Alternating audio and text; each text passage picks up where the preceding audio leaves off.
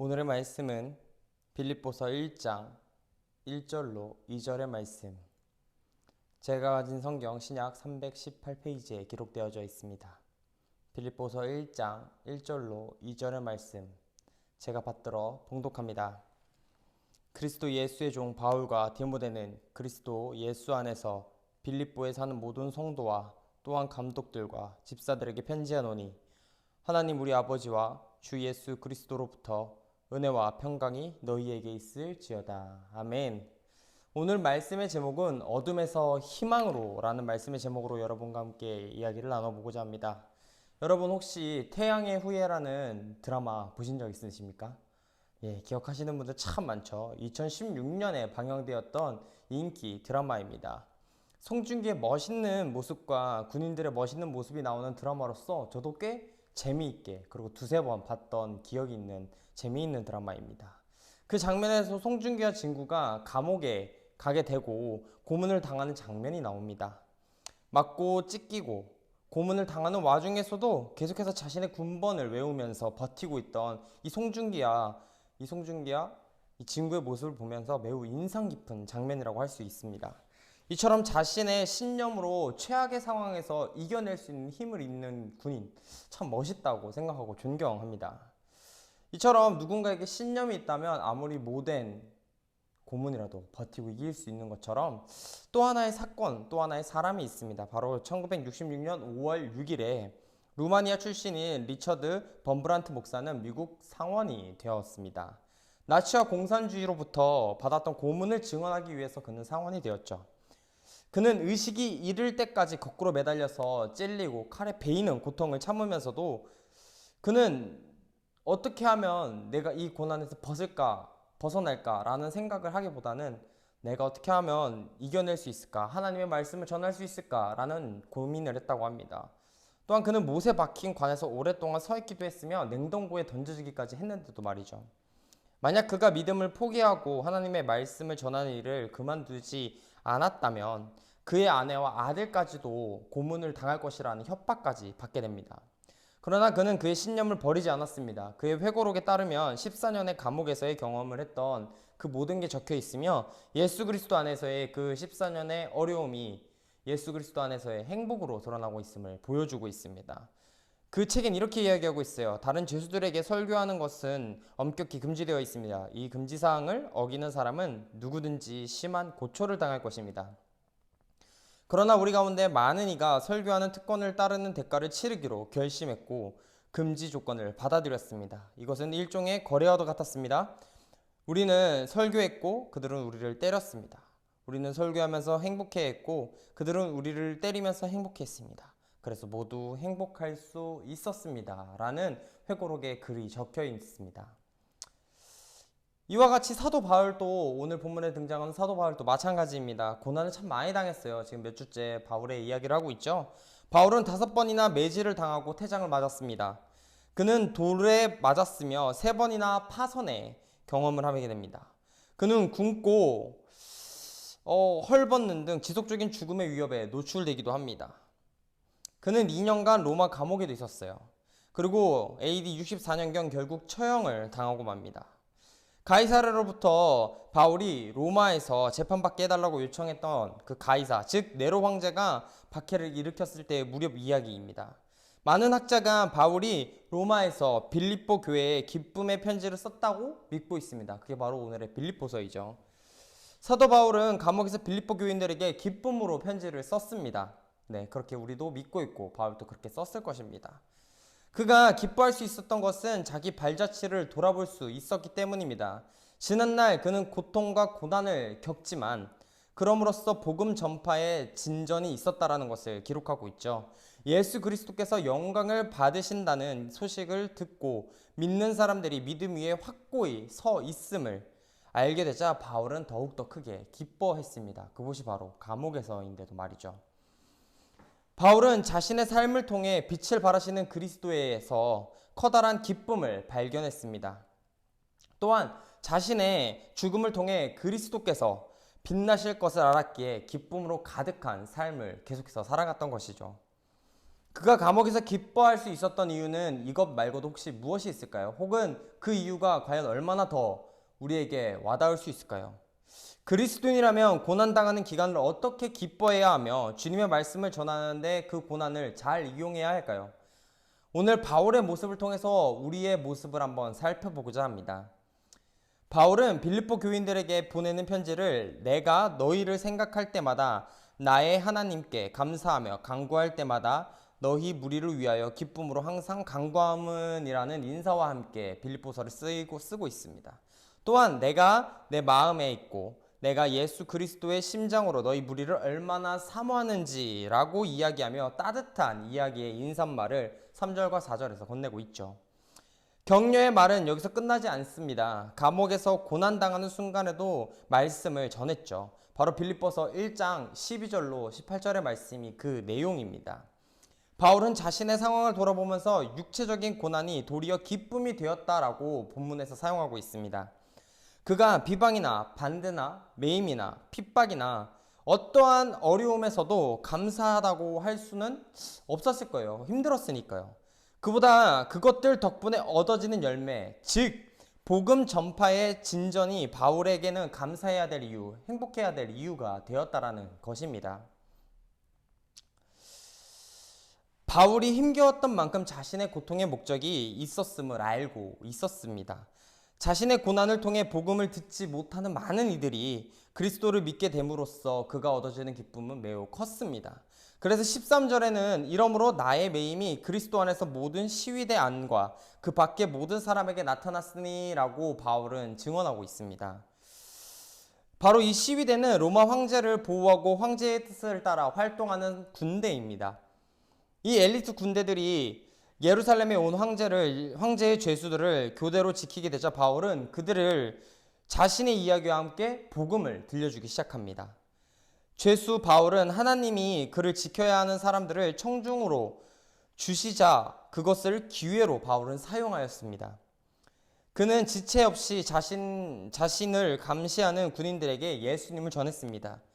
그가 수감된 이유는 어떤 것이었을까요? 바로 그들에게 말씀을 전하기 위해였고 바울은 그것을 실천했습니다. 바울은 그리스도를 전하기 위해 투옥된 것이라고 볼 수도 있겠죠. 우리는 바울을 이례적인 인물로 보고 싶어 합니다. 우리와는 좀 다른 인물로 말이죠. 특별한 사람으로 인식하게 합니다. 왜요? 바울이 수감됨으로써 복음 전파에 방해를 받고 말았다라는 사실을 알고 있었습니다. 그러니까 조금 더 특별했겠죠. 우리는 그런 것 없이 모든 사람들에게 복음을 전파할 수 있으니까요. 그러나 한번 상상해 보십시오. 그가 자유로웠다면 더 많은 사람들에게 복음을 전파할 기회가 더 많았을까요? 그의 이야기가 만약 평탄하고 그냥 평범하게 남들에게 복음을 전할 수 있는 모든 여건이 갖춰진 이야기였다라면 오늘날까지 많은 사람들에게 바울의 이야기는 전달되고 있을까요? 그의 삶을 되돌아보면 그것은 아니라고 이야기할 수 있습니다. 가끔 제 동기들과 이야기할 때가 있습니다. 그때마다 어려운 일을 당하고 힘든 일을 당한 동기들이 이런 얘기를 할 때가 많았어요. 너무 힘들다.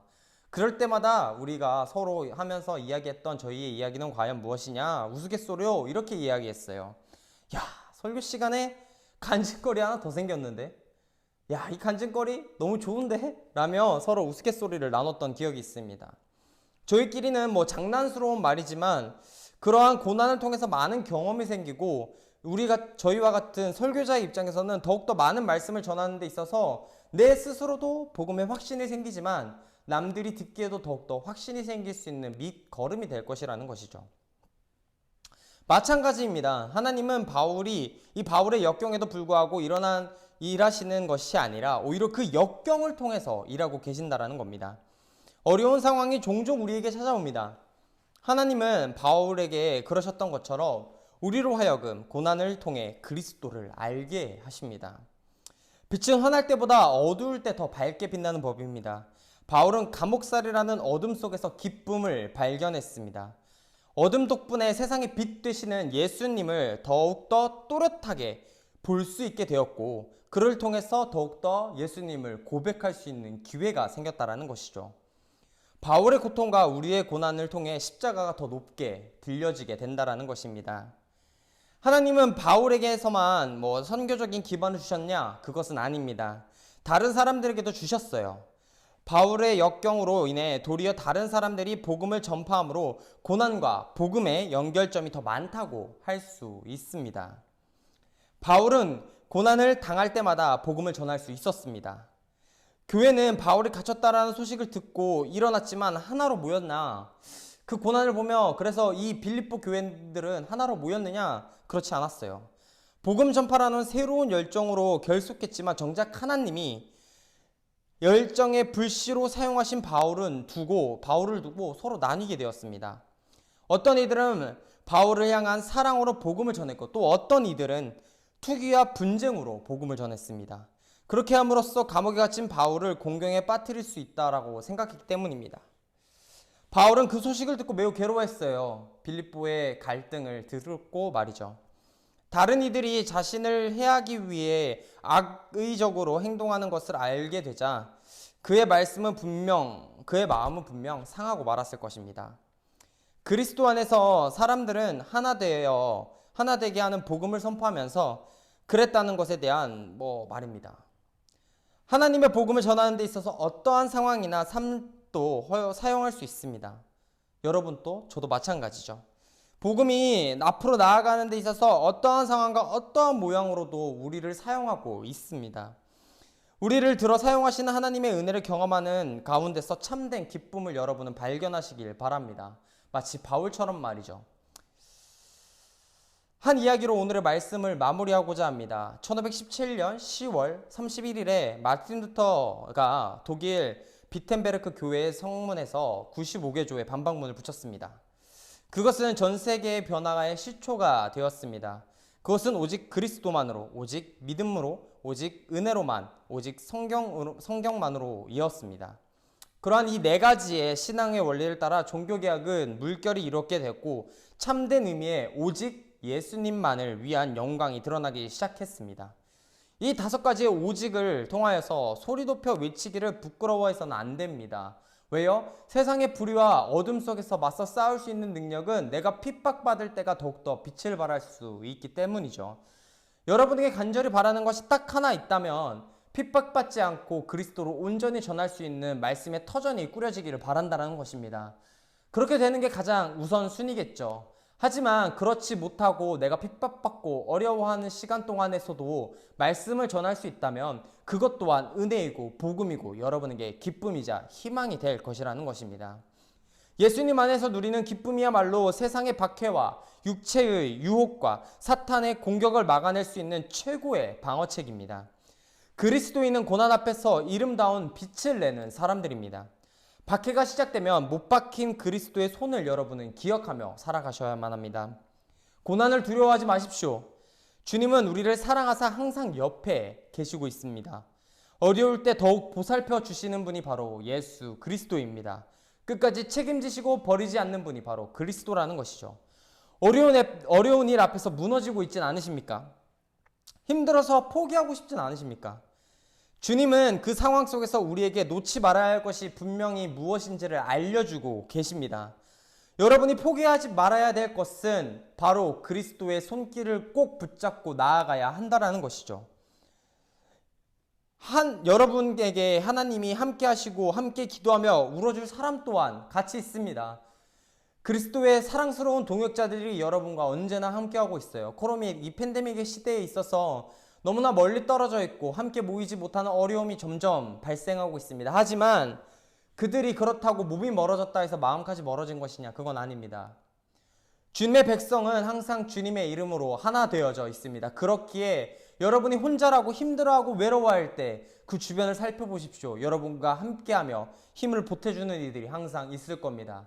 저 또한 마찬가지예요. 매일 혼자 설교하고 코로나 때문에 어쩔 수 없이 주일 예배 시간에 혼자 말씀을 전하고 있지만 제 영상 가운데서 항상 함께 하시고 저를 응원해 주시는 사람들이 있기에 하루하루 더욱더 힘내며 나아갈 수 있는 것처럼 여러분들도 희망을 잃지 말고 함께 울어주는 나의 사랑스러운 사람들을 통해서 이겨내고 견디시는 여러분이 되시기를 바랍니다.